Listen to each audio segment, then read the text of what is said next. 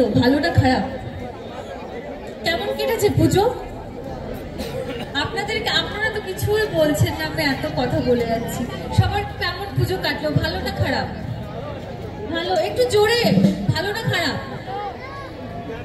সবার পুজো ভালো কেটেছে, কিন্তু একটা কথাতে তো সবাই এগ্রি করবে আশা করি, যে এই বছরের পুজোটা অন্য বছরের পুজোর মতো অতটা জাঁকজমকপূর্ণ ছিল না, তাই না? কারণ এই যে 9 তারিখে যে ঘটনাটা ঘটে গেছে আরজি করে, সেটা নিয়ে সবাই কিন্তু কম বেশি আমরা একটু মর্মাহত। আমরাও চাইছি যে যে অভয়া খুব শীঘ্রই বিচার পাক। অলমোস্ট 3 মাস হয়ে গেল, কিন্তু সেই অভয়ার বিচার এখনো অবধি হলো না। তো আমার মনে হয় যে ঘরের যে উমা আছে, সেই ঘরের উমা থেকে বেরিয়ে এনিওয়ে এবার মা কালীর রূপ ধারণ করাটা প্রত্যেকটা মেয়ের উচিত, কি তাই তো? একটু এগ্রি করলে একটু জোরে বলবে হ্যাঁ, তাই না?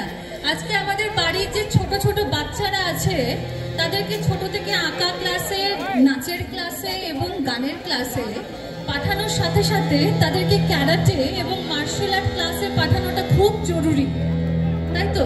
মানে আমার মনে আছে আমি যখন ছোট ছিলাম তখন আমার মা আমাকে বলতো লক্ষ্মীমন্ত মেয়ে হয়ে থাকার কথা।